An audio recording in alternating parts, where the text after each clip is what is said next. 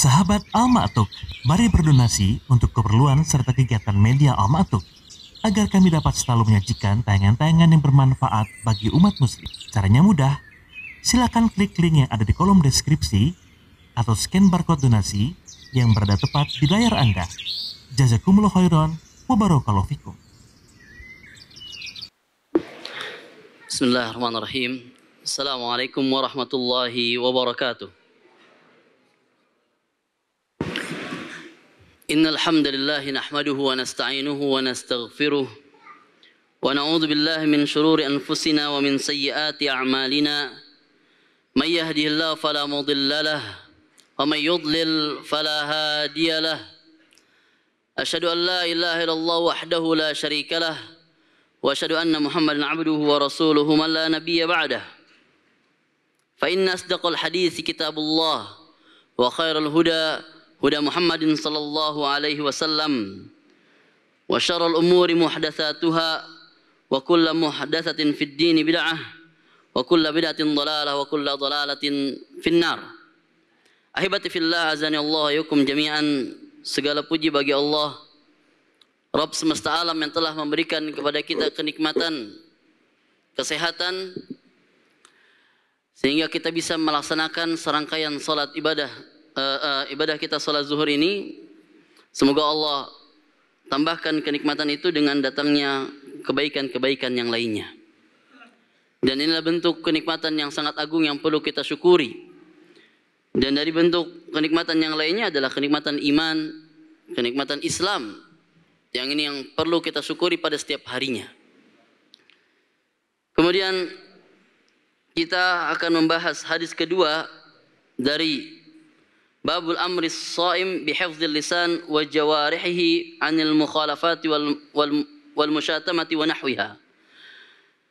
Bab tentang perintah terhadap orang yang berpuasa untuk menjaga lisannya dan menjaga seluruh tubuhnya dari segala bentuk pelanggaran dan mencela orang lain dan semisalnya. Hadis yang kedua ini berbunyi wa anhu, yaitu wa an Abi Hurairah.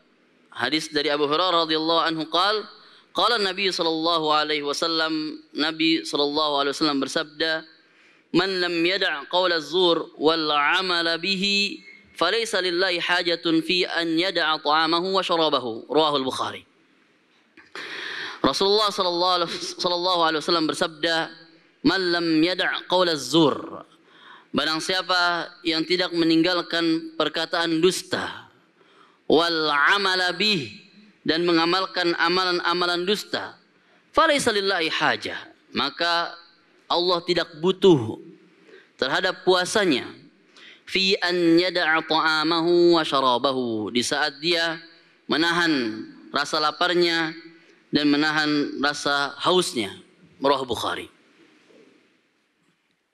Dari hadis di atas kita dapat memahami bahwasannya hakikat makna shaum itu luas. Tidak terbatas pada makna hanya sekedar menahan rasa lapar, menahan rasa haus, dan menahan dari berhubungan dengan pasangan. Melainkan jauh dari semua itu, yaitu adalah menjaga mata kita dari segala menjaga pandangan dari segala sesuatu yang mungkar, menjaga lisan dari sesuatu yang mungkar, menjaga telinga kita dari mendengar sesuatu kemaksiatan, dan menjaga seluruh tubuh kita dari segala kemaksiatan. Dan inilah makna shaum yang luas. Makna shaum yang lain adalah menjaga lisan. Salah satu makna shaum yaitu menjaga lisan, sebagaimana Allah Ta'ala berfirman di surat Maryam, faquli inni nadartu lirrahmani shauma falan ukallimal yawma insiya. Bahwasanya makna shaum sendiri secara bahasa adalah bermakna menahan dari berbicara, yang berbicara mungkar. Dari hadis ini Rasulullah mengajarkan kepada kita agar kita senantiasa menjaga lisan kita, pandangan kita, telinga kita, dan seluruh tubuh kita ini dari melakukan perbuatan mungkar. Dari sini perlu kita ketahui bahwasannya di momen Ramadan ini ataupun di momen-momen yang lainnya, kita bisa kelompokkan orang-orang yang berpuasa itu menjadi 3 kelompok sebagaimana dikelompokkan oleh Ibnu Qudamah di dalam kitab Minhajul Qasidin. Beliau mengatakan walis shaumi salasu maratib. Orang yang berpuasa itu memiliki 3 kelompok atau 3 level. Shaumul umum, shaumul khusus, wa shaumu khususil khusus. Shaumnya orang awam, shaumnya orang khusus, orang spesial, dan shaumnya orang yang lebih spesial lagi, khususul khusus. Shaum umum, shaumnya orang awam, yaitu adalah fahuwa kafful batni wal farj an qada'i syahwa. Dia hanya sekedar menahan rasa lapar, menahan rasa haus, dan juga menahan diri dari berhubungan. Dia tidak mengerti hakikat makna saum yang lebih dalam. Dia hanya yang lakukan puasanya itu hanya sebatas menahan rasa haus dan lapar. Dan kelompok ini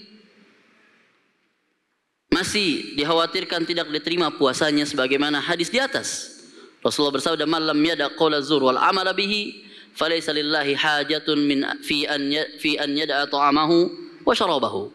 Allah tidak butuh puasa seseorang yang masih tidak bisa menahan lisannya, tidak bisa menahan pandangannya, menahan jiwanya dari melakukan amalan-amal mungkar. Di level pertama ini ada level puasanya orang-orang awam.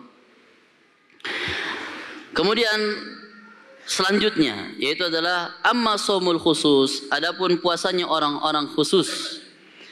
Fahuwa kafun nazar wal lisan wal yad wal rajul wal rijli was sam'i wal basar wasairul jawarihi anil atham. Yaitu adalah mereka berpuasa dengan cara menahan, mencegah segala pandangannya dan lisannya dan tangannya dan langkah-langkah kakinya dan pendengarannya dan pandangannya terhadap segala sesuatu yang mungkar, dan juga anggota tubuh terhadap sesuatu yang mungkar. Ini level orang-orang khusus yang mana dijadikan momen Ramadan ini dijadikan momen untuk dia belajar bagaimana untuk bisa menahan diri dari segala kemungkaran.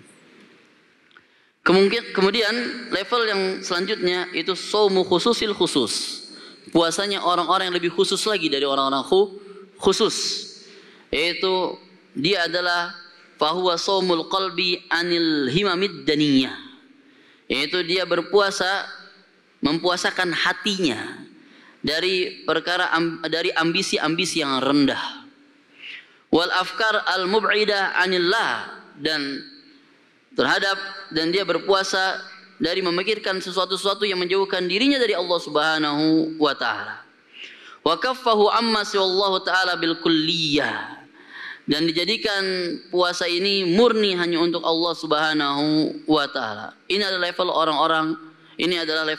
orang-orang yang level atas, yang dia jadikan momen di bulan Ramadan ini segala apa yang dia lakukan dari puasanya, dari salatnya, dari tilawahnya hanya untuk mengingat Allah Subhanahu wa taala. Dijadikan puasanya itu untuk mengingat Allah Subhanahu wa taala. Jadikan salatnya itu untuk mengingat Allah Subhanahu wa taala. Jadikan sedekahnya itu untuk mengingat Allah Subhanahu wa taala. Jadikan membaca Al-Qur'annya untuk mengingat Allah Subhanahu wa taala. Dimasukkan segala amalan, disertakan hatinya dalam segala amalannya. Ini level orang-orang yang di level-level orang tertinggi. Mereka itu berharap setiap harinya agar puasanya itu diterima oleh Allah Subhanahu wa taala. Dan mereka itu bersamaan itu pula mereka khawatir ibadah mereka itu tidak diterima oleh Allah Subhanahu wa taala sebagaimana yang disifati oleh Allah Subhanahu wa taala dalam surat Al-Mu'minun, walladzina yu'tuna ma atau wa qulubuhum wajilah innahum ila rabbihim raji'un. Mereka adalah orang-orang yang datang kepada Allah Subhanahu wa taala dengan segala amalan perbuatannya. Akan tapi bersamaan itu pula hatinya masih merasa takut. Dalam tafsir, Aisyah radhiyallahu anha bertanya kepada Rasulullah sallallahu alaihi wasallam, apakah hal kana yasriku wa yazni wa yashrabul khamr? Apakah dia adalah orang yang mencuri? Apakah dia adalah orang yang berzina? Apakah dia adalah orang yang meminum khamr? Kemudian dia takut ketika berhadapan dengan Allah Subhanahu wa taala. Apa kata Rasulullah? La ya bintas Siddiq. Bukan, wahai bintas Siddiq. Innahu kana yasum, innahu kana yusalli. Sesungguhnya dia salat. Wa yasum, kemudian berpuasa. Wa yatasaddaq, dan dia bersedekah. Summa yakhafullah, kemudian dia takut kepada Allah Subhanahu wa taala. Jadi hati yang berbicara. Hati, iman yang menggerakkan dia untuk beramal amalan saleh. Dan itu benar apa yang dikatakan Rasulullah sallallahu alaihi wasallam, man shoma ramadhana imanan wa ihtisaban. Barang siapa yang berpuasa di bulan Ramadan ini dengan penuh keimanan dan mengharapkan wajah Allah Subhanahu wa taala, maka janji Allah adalah ghufira lahu ma taqaddama min dzambi. Niscaya Allah akan ampuni dosa-dosa yang telah dilakukan setahun yang lalu. Inilah level-level orang-orang yang berada di level-level bermainnya orang-orang yang berada di tingkat tertinggi. Maka dia jadikan Ramadan tersebut bukan hanya sekedar belajar saja, tapi dijadikan Ramadan ini adalah momen untuk dia berlomba sebagaimana kelanjutan ayat dari surat Al-Mu'minun itu, ulaikal ladzina yusari'una fil khairat wa hum laha sabiqun. Mereka adalah orang yang bersegera mengamalkan kebaikan dan mereka berlomba-lomba di atas kebaikan tersebut. Jadi di level inilah mereka menjadikan Ramadan ini ajang untuk dia berlomba-lomba. Dan itu dibenarkan oleh ayat Allah Subhanahu wa taala bahwasanya orang-orang ini manusia secara umum dikelompokkan menjadi 3 kelompok. Faminhum zalimun li nafsihi wa minhum muqtasid wa minhum sabiqun bil khairat biidznillah. Dzalika huwal fadlul kabir. Sebagian mereka para manusia ada yang menzalimi dirinya. Bahkan dengan puasanya saja dia telah menzalimi dirinya sendiri. Wa minhum muqtasid, ada yang berada di level tengah. Wa minhum sabiqun bil khairat. Tapi yang level tertinggi adalah, dan di antara mereka adalah orang-orang yang berlomba-lomba dalam kebaikan. Dzalika huwal fadlul kabir. Itu adalah bentuk keutamaan yang sangat besar. Pertanyaannya adalah, di level manakah kita akan bermain? Apakah kita jadikan Ramadan ini adalah momen untuk kita belajar menjadi lebih baik, atau Ramadan ini kita jadikan menjadi ladang untuk kita berlomba, menjadi pacuan kuda kita, sehingga kita memakai kacamata kuda, fokus antara dirinya dengan Allah Subhanahu wa taala, tidak peduli apa yang dikatakan oleh orang. Makanya hal yang perlu kita catat, ternyata di luar sana masih ada orang-orang berpuasa hanya karena meramaikan suasana saja. Apakah kita termasuk seperti mereka? Dan besok terutama para santri akan pulang ke pesantren, pulang ke rumah-rumah masing-masing, dan akan menghadapi warna yang baru di rumah sana. Apakah setengah perjalanan Ramadan nanti akan hilang begitu saja sia-sia dengan setengah Ramadan yang akan datang ke depan, dengan adanya fitnah-fitnah yang ada, dengan adanya HP, televisi, atau teman-teman lama yang mengajak kita untuk berbuka bersama. Nah, inilah kultur orang Indonesia ya. Ada momen Ramadan ini adalah momen ajang untuk kita berkumpul kembali, kumpul bersama teman-teman kerja, teman-teman SMA, teman-teman SMP, teman-teman SD, teman-teman TK, ya, teman-teman apa lagi, teman-teman rumah main bersama, tetangga. Itu berapa banyak bukber yang dilalui oleh dia selama Ramadan nanti. Ya. Hal yang wajar mungkin, buka bersama wajar. Tapi kita lihat isi di dalam buka bersama tersebut. Awal pertama kali mengenalkan apa yang dia telah lalui, yang sekarang saya sudah jadi apa, saya sudah melewati apa. Tapi seiring berjalannya waktu, azan maghrib kok belum terdengar. Maka berpindah dari berbicara yang baik, bergeser ke membicarakan orang lain. Kemana fulan? Kok nggak ada? Kenapa ini? Akhirnya malah buka duluan ya. Berbuka duluan dengan daging saudaranya, daging bangkai saudaranya. Nah, ini akan menggugurkan puasa dia. Andaikan dia memiliki iman yang kuat, harusnya dia mengatakan apa? Cukup. Ini asum. Katakan saja apa? Ini shaim. Saya sedang berpuasa. Tolong alihkan pembicaraan ini kepada yang bermanfaat. Kalau memang harus bukber. Tapi kalau orang yang memiliki iman yang kuat, seiring berjalannya waktu, hal ini akan terkikis sedikit demi sedikit.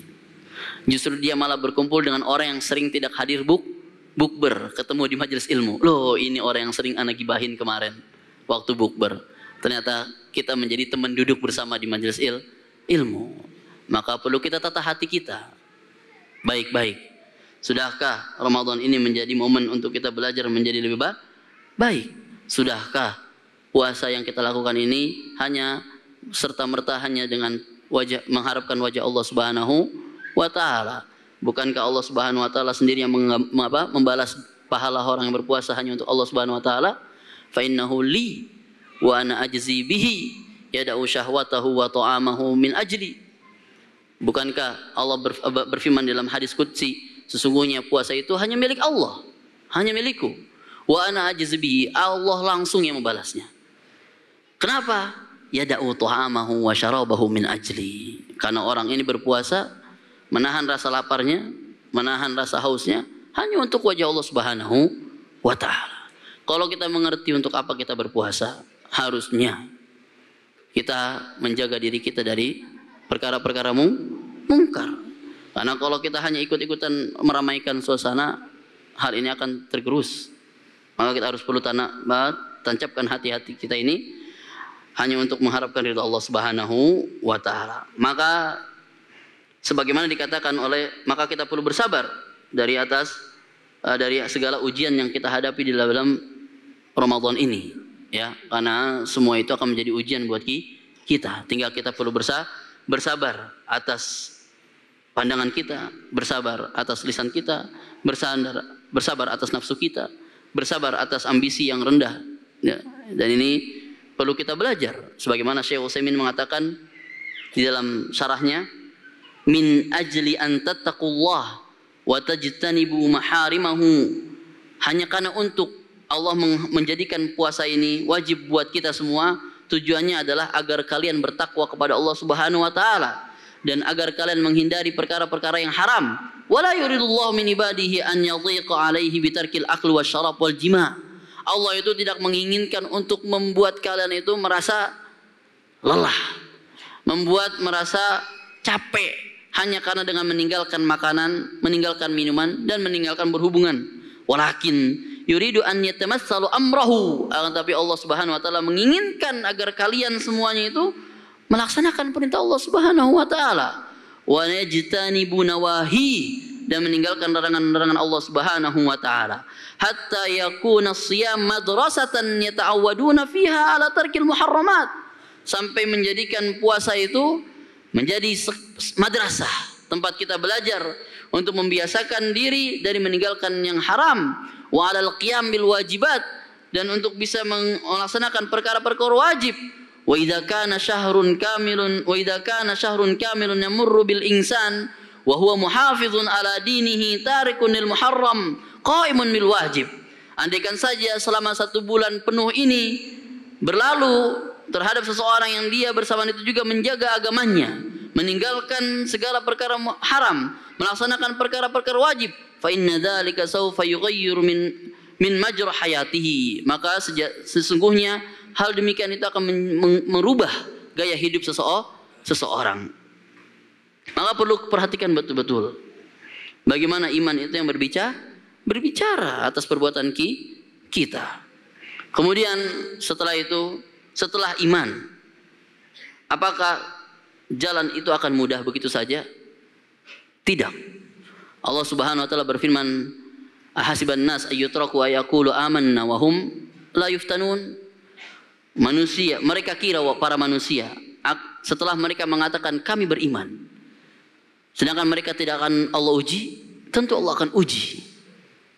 Ketika kita mengatakan bahwa kita beriman, Allah akan uji semua itu.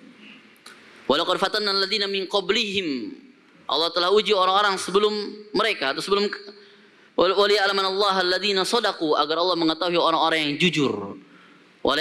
Sungguh Allah mengetahui orang-orang yang jujur, dan sungguh Allah mengetahui orang-orang yang dusta. Waliya'lamanallahu al-kadzibin. Sudahkah kita jujur atas puasa kita? Ujian akan datang silih berganti. Ya, ini perlu ilmu agar kita bisa bersabar menghadapi ini semua. Ya kan? Orang bersabar itu perlu dengan ilmu sebagaimana dalam surat Al-Kahfi. Fa kaifa tasbiru ala ma lam tuhit bihi khubra. Bagaimana mungkin antum bisa bersabar sedangkan antum sendiri tidak memiliki ilmunya? Maka bekal yang paling bermanfaat untuk kita itu belajar. Salah satunya adalah kita mempelajari iman, mempelajari akidah.